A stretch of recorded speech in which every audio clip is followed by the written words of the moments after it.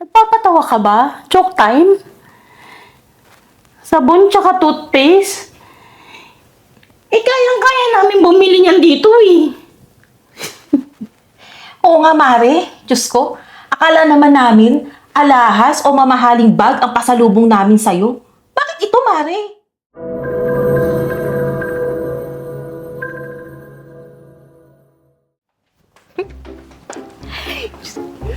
At eto na nga, Mari.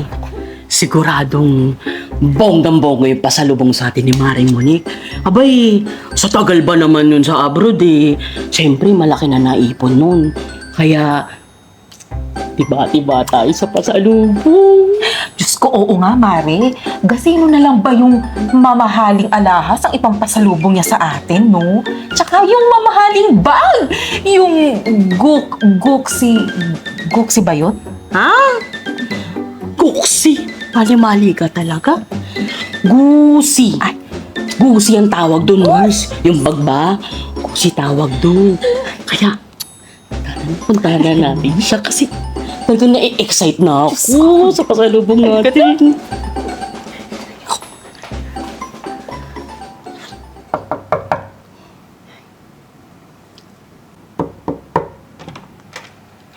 Oh, mga mare, kayo pala. Tara, pasok kayo dito sa munti naming bahay. Sus naman, Mars, alam mong ikaw naman talagang sadya namin. Kaya, papasok talaga kami sa palasyo mo. Oo, Mars. Tama si Kumaring Cynthia. At alam mo na ang kasunod, di ba? Kamusta ang abroad, Mare? Naku, pasok muna kayo sa loob at doon na tayo sa loob magkwentuhan.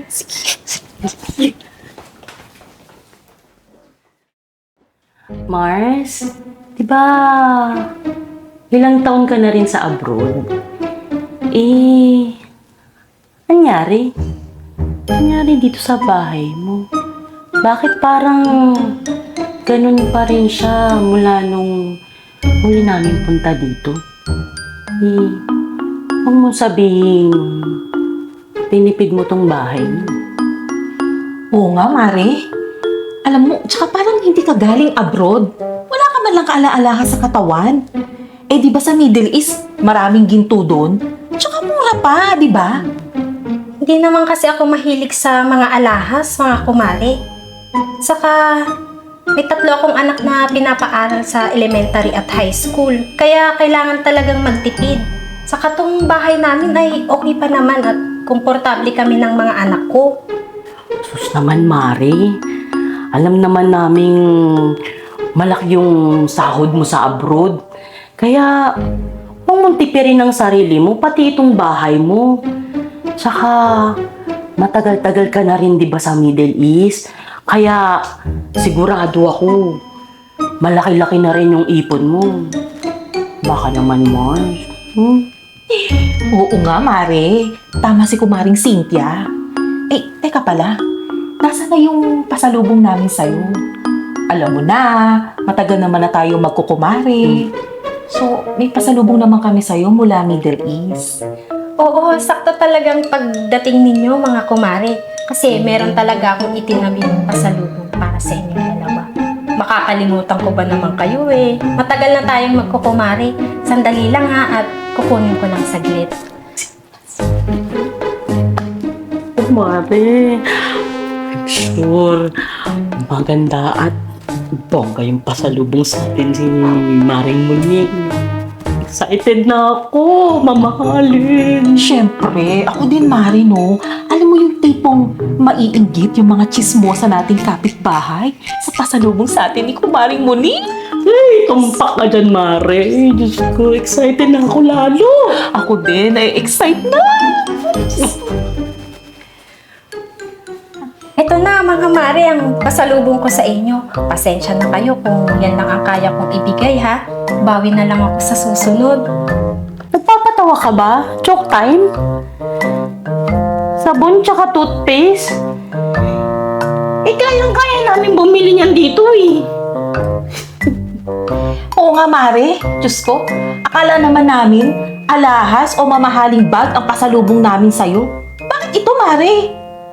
Mga mare, yan lang kasi ang nakayanan ng budget ko.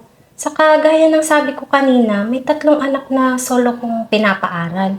Kaya kailangan talagang magtipid. Saka hindi na porket sa abroad nagtatrabaho ay mapera na ako mga mare. Alam nyo lang na hindi malaki ang sahod ko doon. Ay, nako Mars, ang sabihin mo, pinagdadamutan mo lang kami. Oo nga, sobrang na-disappoint kami. Akala pa naman namin yung mamahaling pasalubong ibibigay mo sa amin. Ito lang pala, yung nabibili lang din dito sa tindahan. Teka mga mare, bakit parang kasalanan ko pa na yan lang ang kaya kong ibigay sa inyo? Matanong ko nga kayo, noong naghihirap ba ako sa abroad, may naiambag ba kayo sa akin? Nung nag-a-apply ako sa agency dito sa Pinas, may naiambag ba kayo? Wala, di ba? Pero may narinig ba kayo? Wala din, di ba? Pero bakit parang ang laki ng kasalanan ko sa inyo? Nako, tama na nga yung mahabang paliwanag mo. Mars, tara na nga. At wala naman pala tayong mapapala dito sa balikbayan ko nun na kumare mo. Nako, mabuti pa nga umalis na tayo dito. Iba talaga kapag nakapag-abroad, oh. Nagiging madamot. Tara na nga! Sandali, hindi ko kayo masisisi kung ganyan talaga ang tingin mo sa akin. Pero try nyo din kayang magtrabaho sa abroad para malaman ninyo na hindi kami nagtatae ng pera doon. Dugot pawis ang puhunan namin. Bawat sentimo ay mahalaga at para yon sa pamilya namin dito sa Pinas at hindi para sa mga taong katulad ninyo na walang ambag sa buhay ko.